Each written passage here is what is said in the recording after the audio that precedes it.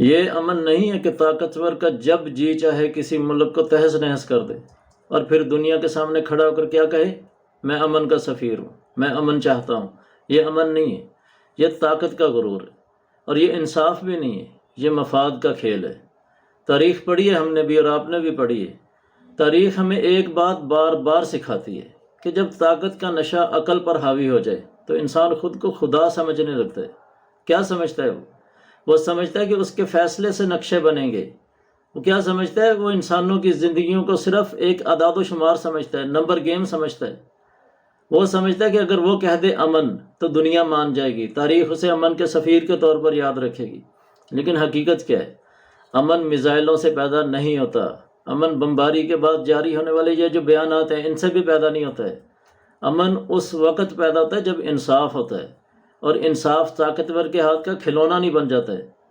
دنیا کی تاریخ بھری پڑی ہے ایسے طاقتوروں سے جو خود کو ناقابل شکست سمجھتے تھے۔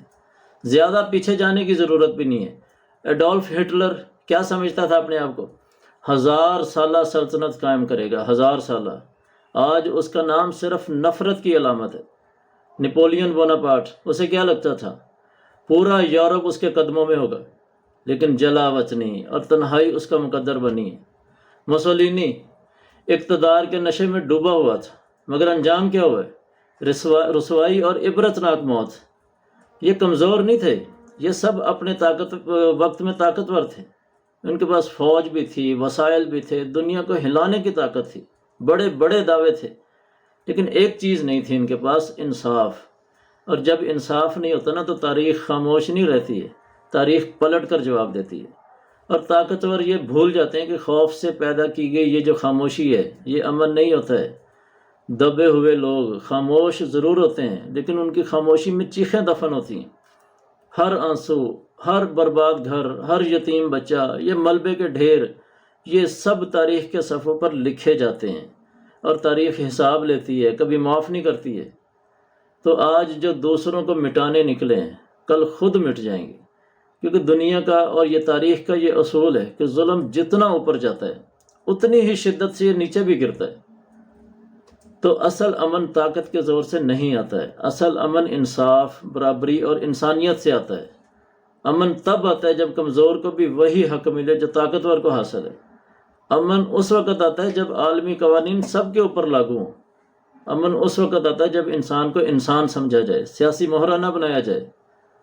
تو جو آج خود کو ناقابل شکست سمجھتے ہیں، وقت سب سے بڑا طاقتور ہے۔ اقتدار عارضی ہے، کرسی ہمیشہ نہیں رہتی ہے، لیکن اعمال وہ تاریخ میں زندہ رہتے ہیں، لکھے ہوتے ہیں۔ تو یاد رکھیں ایک دن یہ سب پلٹ کر آئے گا۔ جس آگ سے تم دوسروں کے گھر جلا رہے ہو اسی آگ کی چنگاری تمہارے اپنے دروازے تک پہنچے گی۔ اور یہ بھی یاد رکھیں کہ تاریخ طاقتوروں کے نام سے نہیں، ان کے انجام سے دنیا کو سبق دیتی ہے۔ اور تاریخ کا فیصلہ ہوتا بھی حتمی ہے اور آخری فیصلہ ہوتا ہے۔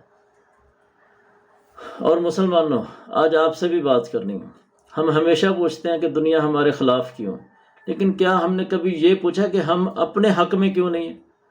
ہم ظلم پر تقریریں بھی کر لیتے ہیں بڑی بڑی، مگر جب ظلم ہمارے مفاد میں ہوتا ہے تو ہماری زبانیں خاموش ہو جاتی ہیں۔ ہم باطل کے خلاف نعرے لگاتے ہیں، لیکن جب باطل ہمارے ساتھ ہو، ہماری پارٹی، ہماری قوم، ہمارے مسلک، ہمارے لیڈر کے ساتھ کھڑا ہو، تو ہم اسے حکمت کا نام دیتے ہیں یا نہیں دیتے؟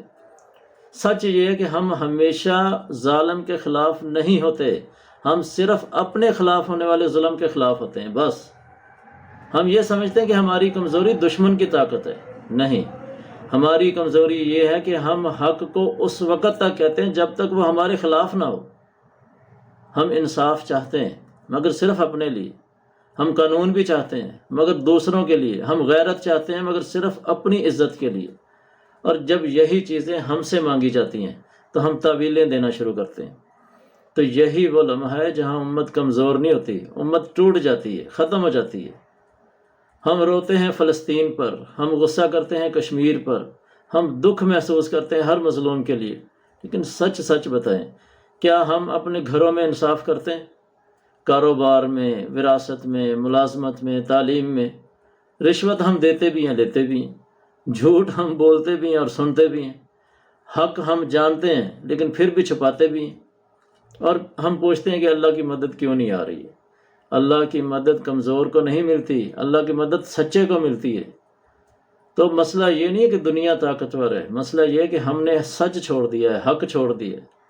ہم باطل سے اس لیے نہیں ہارتے کہ وہ بہت مضبوط ہے، ہم اس لیے ہارتے ہیں کہ وہ ہم اندر سے اس کے ساتھ کھڑے ہوتے ہیں۔